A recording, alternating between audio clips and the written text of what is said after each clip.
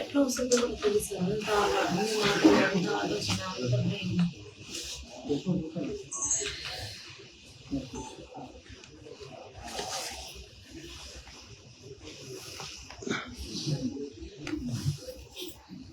ఇప్పటికే చాలా మంది అరెస్ట్ చేశాము. మిగతా కూడా అరెస్ట్ చేస్తారు. కఠిన శిక్ష, దాంట్లో ఏం తేడా అది వరకు.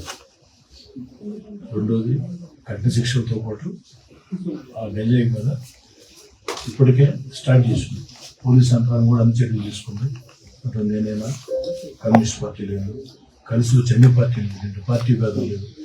ఏ పార్టీ కలిసి వస్తారంటే ఆ పార్టీని తీసుకొని ఇంకా ఇప్పటికే దానిలో పనిచేస్తున్నాం. గంజాయికి వ్యతిరేకంగా ఇంకా ఎక్కువ కష్టం చేస్తున్నాం. అది పెంచలేక ఇచ్చేది వాళ్ళు 3 ఫ్యామిలీ. మీ ఫ్యామిలీకి సంబంధించి చదువు విషయం నేనే బాధ్యత తీసుకోవాలని మైత్రి స్కూల్ వాళ్ళతో మాట్లాడాను. వాళ్ళు ఇంకా ఒక అడుగు ముందుకేసి, సార్ 10th క్లాస్ వరకు అవసరం లేదు సార్, 2 బిడ్డలకి 10th క్లాస్ వరకు నేనే ఉచితంగా చెప్తూ ఉంది. కాబట్టి వాళ్ళు 10th క్లాస్ వరకు పూర్తి బాధ్యత తీసుకుంటారు. రెండోది ఏంటంటే, ఈ 10th క్లాస్ దాకా కూడా వాళ్ళు ఎంతవరకు బాధ్యత తీసుకుంటారు, ఫీజులు అంతవరకు అంతే కాదు, ఇతరత్ర ఏదైనా అవసరాలు ఉంటాయి నేను అందులో ఉంటాను. 10th తర్వాత మీరు ఏ కాలేజీ చెప్తే ఆ కాలేజీ ఉంటుంది. మీరు ఏ కాలేజీ చెప్తే ఆ కాలేజీ బహుశా అప్పటికి నేను ఎమ్మెల్యేగా ఉండొచ్చు, ఉండకపోవచ్చు, ఏదైనా కావచ్చు. ఆ బాధ్యత నాకు చెప్తాను. దానికి నా 2 కూతురుగా బాధ్యత నాకు చెప్తా. చెరువు బిడ్డనే బాధ్యత తీసుకుంటాను, వాడు బాధ్యత తీసుకుంటాను. అది కాకుండా నేను కానీ నాతో పాటు పనిచేస్తున్నటువంటి మా పార్టీ నాయకులు, కార్యకర్తలు కలిసి ఒక 10 లక్షల రూపాయలు డబ్బులు మీ కుటుంబానికి ఇస్తాను. చాలా బాధాకరం. ఈ యొక్క నెల్లూరు రూరల్ నియోజకవర్గం 24వ డివిజన్ ఆర్డీటీ కాలనీలో సిపిఎం పార్టీ నాయకులు పెంచినాయ స్థానికంగా ఉన్నటువంటి తెలుగుదేశం పార్టీ నాయకులతో కలిసి పార్టీలకు అతీతంగా గంజాయికి వ్యతిరేకంగా పోరాటం చేస్తున్నారు. వారికి పోలీస్ శాఖ కూడా అన్ని రకాల మద్దతుగా ఉండింది. ఆ గంజాయికి వ్యతిరేకంగా పోరాటం చేసే ఈ ఆర్డీటీ కాలనీ కమిటీకి పోలీస్ శాఖ అన్ని రకాల మద్దతుగా ఉండింది. ప్రజల సహకారంతో గంజాయిని సమర్థవంతంగా ఎదుర్కొన్నాం. స్థానిక శాసనసభ్యుడిగా ఎప్పుడు కూడా ఈ యొక్క ఆర్డీటీ కాలనీలో గంజాయికి వ్యతిరేకంగా ఎవరైతే పోరాటం చేస్తున్నారో వారికి అండగా ఉన్నాం.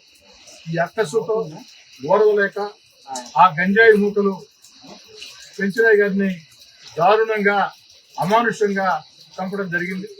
ఇది అత్యంత తీవ్రమైన చర్య. ఈ సందర్భంగా ఆ యొక్క పెంచినాయ్ గారి కుటుంబానికి అన్ని రకాల అండగా ఉండాలని, పెంచినాయ్ గారు చనిపోయిన దగ్గర నుంచి ఈ రోజు దాకా కూడా అన్ని రకాల కూడా అడుగడుగునా కూడా ఆ కుటుంబాలకి ధైర్యం చెప్తూ ఆ కుటుంబాలకి అండగా నిలబడ్డం. అటు నేను కానీ, సిపిఎం పార్టీ నాయకులు కానీ, ఇతర కమ్యూనిస్ట్ పార్టీ నాయకులు అయితే కేవలం అండగా ఉంటాం కాదు, ఏదో నివాళి అర్పించామా, పెంచినాయ్ గారి చిత్రపటానికి పూలమాల వేసామా, వెళ్ళామన్న ధోరణ కాకుండా ఆ కుటుంబానికి అన్ని రకాల మేలు చేయాలా. ఎందుకంటే పెంచినాయ్ గారిని మన ప్రాణాలతో తీసుకురాలేం. పెంచినాయ్ గారి ప్రాణాలతో తీసుకురావటం మన చేతుల్లో లేదు, దురదృష్టం. కానీ 3 అంశాల మీద ప్రతి ఒక్కరు దృష్టి పెట్టాలా. ఒకటి, పెంచినాయ్ గారిని దారుణంగా చంపినటువంటి వ్యక్తులకి కఠినంగా శిక్షలు పడాలా. ఆ కఠిన శిక్షలు ఎంత కఠినంగా ఉండాలంటే, మరోసారి ఈ గంజాయి బ్యాచ్ ఇలాంటి చర్యలకు పాల్పడాలంటే గడగడ గడగడ గడగడ ఉడికే విధంగా ఈ గంజాయి బ్యాచ్ ఊరిని వదిలి వెళ్లే విధంగా, మళ్లీ జీవితంలో గంజాయిని ప్రోత్సహించకుండా చేసే విధంగా ఆ యొక్క పెంచినాయ్ గారి హంతకులకి కఠిన శిక్షణ పడాలా. ఆ బాధ్యత నేను తీసుకుంటున్నా. రెండోది, ఏదైతే పెంచినాయ్ గారు మరణించారో, పెంచినాయ్ గారి మరణం మామూలు మరణం కాదు.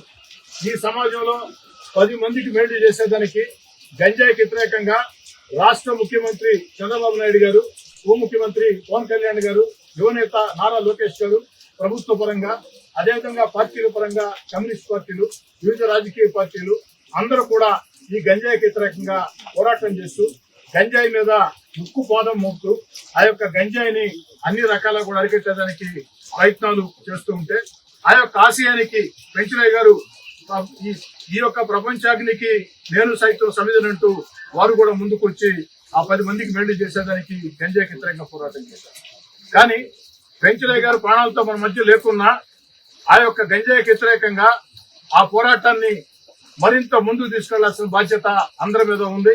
దానికి స్థానిక శాసనసభ్యుడిగా మీ కోటమిరెడ్డి శ్రీధర్రెడ్డిగా అన్ని పార్టీలను కలుపుకొని, ప్రజా సంఘాలను కలుపుకొని, మేధావుల సహాయ సహకారాలతో, పోలీసుల సహాయ సహకారాలతో, ముఖ్యమంత్రి చంద్రబాబు నాయుడు గారి ఆశీస్సులతో ఆ యొక్క గంజాయికి వ్యతిరేకంగా ఒక పటిష్టమైన ఉద్యమాన్ని, ప్రజా ఉద్యమాన్ని నిర్వహించాల్సిన అవసరం ఉంది. ఆ బాధ్యత కూడా తీసుకుంటాను.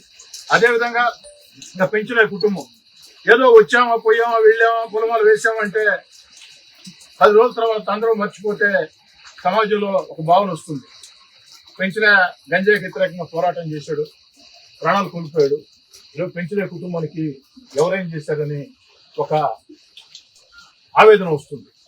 కానీ పెంచలే మాదిరిగా ఈ సమాజంలో ఒక మంచి కారణం కోసం పోరాటం చేసి ఆ యొక్క పోరాటంలో ప్రాణాలు కోల్పోతే, నష్టపోతే ఈ సమాజం ఆ కుటుంబానికి అండగా ఉంటుంది అన్న ధైర్యం, అన్న భరోసా ప్రజలకు రావాలంటే ఆ పెంచలే కుటుంబాన్ని మేలు చేయాలని చెప్పని నేను గాని నా వెంట నడిచే తెలుగుదేశం పార్టీ నాయకులు, కార్యకర్తలు అందరం కలిసి 10 లక్షల రూపాయల డబ్బుల్ని సిపిఎం పార్టీ నాయకుల సమక్షంలో ఇప్పుడే ఆ కుటుంబానికి అందించాలని చెప్పి. అయితే ఈ 10 లక్షల రూపాయల డబ్బులు అందించడం సరిపోదు. ఇంకా ప్రభుత్వ పరంగా ఆ యొక్క కుటుంబానికి ఈ ప్రభుత్వ పరంగా ఆ కుటుంబానికి రావాల్సినటువంటి అన్ని రకాల అవకాశాల కోసం స్థానిక ఎమ్మెల్యే ప్రయత్నం చేస్తా. ఇక పెంచలే గారి బిడ్డను చూస్తే బాధేస్తుంది. ఒకరు 9వ క్లాస్, ఒకరు 5వ క్లాస్. ఆ బిడ్డని చదివించాలి. ఇప్పటికే ఆ బిడ్డలకి పూర్తి స్థాయిలో ఉచితంగా విద్యను అందించాలని మైదిరి స్కూల్ యాజమాన్యంతో మాట్లాడటం జరిగింది. కానీ సంతోషం ఏంటంటే వాడు నాకంటే ఒక అడుగు ముందుకేసి, సార్ 10th క్లాస్ వరకు మీ బాధ్యత అవసరం లేదు సార్, మేమే తీసుకుంటాం, మీరు తీసుకోవాల్సిన బాధ్యత మేమే తీసుకుంటామని చెప్పారు. 10th క్లాస్ వరకు ఆ 2 బిడ్డలకి ఉచితంగా విద్యను అందిస్తామని చెప్పారు. ఆ యొక్క మైదిరి స్కూల్ యాజమాన్యానికి కూడా ప్రత్యేకంగా ధన్యవాదాలు తెలియజేస్తాం. ఎందుకంటే ఒక స్కూల్ గా ఒక సామాజిక బాధ్యతతో మేము మొత్తం ఏర్పాటు చేస్తామంటే 10th వరకు వద్దు సార్, మేమే చేస్తాం. అయితే 10th క్లాస్ తర్వాత పెంచలే కోరిక ఒక బిడ్డను ఐఏఎస్, ఒక బిడ్డను ఐపీఎస్ చేయాలి. దేవుడి ఆశీస్సులు ఉంటే పెంచలే బిడ్డలు కష్టం చేస్తే అది అసాధ్యమే కాదు, సాధ్యమే. కానీ ఆ యొక్క చదివించాలంటే దానికి కావాల్సిన అన్ని రకాల ఏర్పాట్లు చేయాలని చేస్తుంటో ఒక అబ్బాయి 9th, ఒక అబ్బాయి 5th. వారికి ఇంటర్మీడియట్ దగ్గర నుంచి, జూనియర్ ఇంటర్ దగ్గర నుంచి వారు ఎక్కడ దాకా చదువుకుంటారంటే అక్కడ దాకా, జూనియర్ ఇంటర్ దగ్గర నుంచి ఎక్కడ దాకా చదువుకుంటారంటే అక్కడ దాకా పూర్తి స్థాయిలో ఒక ఫీజులే కాకుండా, పుస్తకాలే కాకుండా ఆ చదువుకయ్యే ప్రతి రూపాయి ఖర్చును కూడా నేనే భరించాలా అని నిర్ణయం తీసుకుని ఏదైతే ఆ బాధ్యతలు, ఎందుకంటే ఆ బిడ్డలు పెద్ద సరికి నేను ఎమ్మెల్యేగా ఉండొచ్చు, ఉండకపోవచ్చు, లేదు మనిషిగా ఉండొచ్చు, ఉండకపోవచ్చు. అందుకే ఆ బాధ్యతల్ని, ఆ యొక్క 2 బిడ్డల భవిష్యత్ బాధ్యతల్ని నా 2 కుమార్తెలు హైందవి, వైష్ణవికి అప్పచెప్పి వాళ్ల ముందే ఫోన్లో మాట్లాడుతున్నారు. నా 2 బిడ్డలు హైందవి బెంగళూరులో ఉంటారు, వైష్ణవి హైదరాబాద్ లో ఉంటుంది. వారిద్దరు కూడా మంచి స్థితిలో ఉన్నారు. వారు ఒకటే మాట చెప్పారు, డాడీ ఇప్పటికే మనం కొంతమందిని చదివిస్తున్నాం, వీళ్ళని కూడా చదివిద్దాం. అయితే తక్షణంగా చదువులకి మన సహాయం వారికి అవసరం లేదు కాబట్టి, కొంతకాలం పడుతుంది కాబట్టి బాధ్యత మాది. అలా కాదు అనుకుంటే భవిష్యత్తులో వాళ్ళ చదువులకి, వాళ్ళ ఐఏఎస్ ఐపీఎస్ కావాలంటే, ఆ యొక్క పరీక్షలు రాయాలంటే ఏ కోర్సులు చదవాలా, ఎక్కడ చదవాలా, ఆ యొక్క ఖర్చులకి ఎంత అవుతుందో మీరు చెప్తే మేమిద్దరం, నీ 2 కుమార్తెలుగా మేమిద్దరం చెరొక బిడ్డకి ఈ రోజే ఫిక్స్డ్ డిపాజిట్ చేస్తామని కూడా నా యొక్క బిడ్డలు చెప్పారు. నాకు నిజంగా చాలా సంతోషం వేసింది. నా ఇద్దరు బిడ్డలు ఐందవి గాని వైష్ణవి గాని కుమార్తెలుగానే కాదు, నా యొక్క ఆకాంక్షలు, నా యొక్క ఆశయాలు ఈ సమాజంలో 10 మందికి మేలు చేయాలా అన్న ఆలోచన, వాడు చెప్పిన మాటలు నాకు కూడా ఆలోచన రాలా. అప్పుడు దాకా ఎందుకు డాడీ ఇప్పుడే చేద్దాం, ఫిక్స్డ్ చేస్తాం ముందుకు వచ్చారంటే, మనం ఎంతో మంది చదివిస్తున్నాం కదా, వీళ్ళని కూడా చదివిద్దాం అని చెప్తే ఇద్దరు బిడ్డలు పెంచిన ఇద్దరు కుమారుల చదువుల బాధ్యత తీసుకున్న నా ఇద్దరు బిడ్డలు నా కుమార్తెలు కాబట్టి ఇంతకంటే ఎక్కువ చెప్తాం బాగుండదు. నా కుమార్తెలు ఐందవి వైష్ణవికి ప్రత్యేకంగా ఒక నాన్నగా కంటే కూడా ఓ శాసనసభ్యుడిగా, ఓ రాజకీయ కార్యకర్తగా నా ఇద్దరు బిడ్డలకి ధన్యవాదాలు తెలియజేస్తున్నాను. నా యొక్క రెండో అల్లుడు నవీన్, ఆ యొక్క అబ్బాయి 2 సార్లు IAS ప్రిలిమ్స్ పాస్ అయి మెయిన్స్ లో మిస్ అయ్యాడు. IAS 2 సార్లు ప్రిలిమ్స్ పాస్ అయి మెయిన్స్ లో మిస్ అయ్యాడు. ఈ IAS IPS గురించి పూర్తి అవగాహన ఉంది. అబ్బాయితో మాట్లాడాడు. అబ్బాయి ఒకటే మాట చెప్పాడు, నవీన్ మామయ్య 9th క్లాస్ రైట్ టైం, మీరు అబ్బాయి ఫోన్ నెంబర్ నాకు ఇవ్వండి, నాకు అటాచ్ చేయండి. ఇక్కడి నుంచే సమ్మర్ హాలిడేస్ లో స్పెషల్ ఎడ్యుకేషన్ క్యాంపులు ఉంటాయి, వాటన్నిటి ఏర్పాటు చేస్తా, నాది బాధ్యత అని చెప్పి చెప్పడం జరిగింది. కాబట్టి మంచి కుమార్తెలు, బాధ్యత తీసుకున్నటువంటి కుమార్తెలు, వారికి అండగా నిలుస్తున్నటువంటి భర్తలు, నా పెద్దలుడు బాలానందరెడ్డి, రెండో అల్లుడు నని, వీళ్ళిద్దరికి కూడా ప్రత్యేక ధన్యవాదాలు తెలియజేస్తూ మళ్ళీ చెప్తున్నానమ్మా, ఈ రోజు వచ్చామా వెళ్ళామా ఫోటో ముందు పూలేసామంటే అది సాధ్యం కాదు. కానీ పూర్తి స్థాయిలో బాధ్యత తీసుకోవాలా. ఆ బాధ్యత మీ కోటమిరెడ్డి సోదరెడ్డిగా నేను, నా కుటుంబం తీసుకుంటుంది. నేనే కాదు, నా తమ్ముడు కోటమిరెడ్డి గిరి గాని, ఈ డివిజన్ కార్పొరేటర్ అరవ శాంతి గాని, అదేవిధంగా శ్రీనివాసులు తెలుగుదేశం పార్టీ ఎస్సీసీఎల్ అధ్యక్షుడు, అందరం కూడా సిపిఎం పార్టీ నాయకులు అందరం కూడా అండగా ఉంటాం. ఖచ్చితంగా గంజాయికి వ్యతిరేకంగా పోరాటం చేద్దాం. అదేవిధంగా ఈ సందర్భంగా ఆర్డీటీ కాలనీ పక్షానే కాదు, ప్రజల పక్షాన నెల్లూరు జిల్లా పోలీస్ యంత్రాంగాన్ని SI దగ్గర నుంచి, TA దగ్గర నుంచి, DSP దగ్గర నుంచి, SP దగ్గర నుంచి IG గారి దాకా ప్రతి పోలీస్ అధికారిని, ప్రతి కానిస్టేబుల్ని ప్రత్యేకంగా ధన్యవాదాలు. ఎందుకంటే గంజాయికి వ్యతిరేకంగా కఠిన చర్యలు తీసుకోవడమే కాకుండా పెంచిలేని చంపిన వాళ్ళని పట్టుకునేదానికి ప్రాణాలకు తెగించి వాళ్ళు పట్టుకున్నటువంటి తీరు నెల్లూరు జిల్లా పోలీస్ శాఖ గౌరవాన్ని పెంచింది. పోలీస్ శాఖ అంటే ప్రజల్లో ఒక భరోసానిచ్చింది. ప్రత్యేకంగా SP గారికైనా, ఏదైతే నెల్లూరు రూరల్ DSP ఘట్టంలేని శ్రీనివాస్ గారికైనా, నెల్లూరు రూరల్ CI వేణు గారికైనా, వారికి సహకరించిన గదాయపాడు CI శ్రీనివాసరావు గారైనా, వారికి సహకరించిన SIలైనా, కానిస్టేబుల్ అయినా, అందరికి నగర ఇన్ఛార్జ్ అందరికి మొత్తం పేరు పేరున ధన్యవాదాలు. మీరు ఇదే విధంగా ముందుకు పోండి. స్థానిక శాసనసభ్యుడిగా అన్ని రకాల కూడా నా మద్దతు మీకు ఉంటుంది.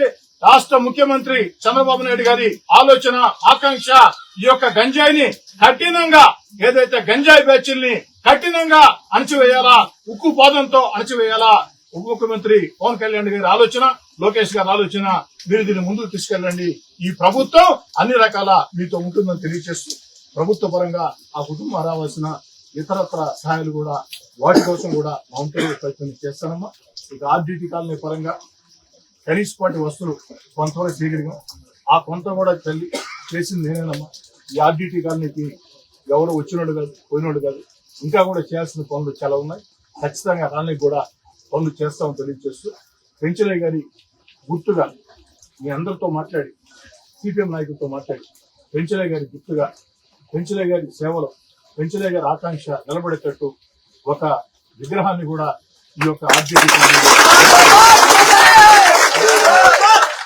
ఆర్డీటీ కాలనీ ఇంకా కనీసపాటి వస్తువులు కల్పించడం, ఇంకా చేయాల్సిన పనులు ఉన్నాయి. ఈ రోజు పెంచలయ్య గారి మరణం సందర్భంగా వారి ఆత్మ శాంతి కలగాలనే ఉద్దేశంతో 50 లక్షల రూపాయలు ఈ ఆర్డీటీ కాలనీ అభివృద్ధికి వారం రోజుల్లో నిధులు కేటాయించి టెండర్లు వినిపిస్తారని చెప్పి కూడా. ఇంకా పెంచలయ్య గారు లేరు, మీరు ఎవరో భయపడాల్సిన అవసరం లేదమ్మా. పెంచలయ్య గారు ఆశయం బతుకుంది, మేమందరం బతుకున్నాం, సిపిఎం నాయకులందరూ బతుకున్నారు, పోలీసులు అంతా ఉన్నారు. ఈ ఆర్డీటీ కాలనీలో ఆ యొక్క గంజాయికి వ్యతిరేకంగా పెంచలయ్య ఏర్పాటు చేసినటువంటి కమిటీ ఏ నిర్ణయం తీసుకుంటే ఆ నిర్ణయానికి మేమందరం కట్టుబడి ఉంటాం, మేమందరం ప్రోత్సహిస్తాం. ధైర్యంగా ఉండండి, ధైర్యంగా ఉండండి. మేమేదో వచ్చాం వెళ్ళాం, చేతనైన సాయం చేశాం. కానీ స్థానికంగా మీరు పెంచలే కుటుంబాన్ని మీ గుండెల్లో పెట్టి చూసుకోవాలని కోరుకుంటూ సెలవు.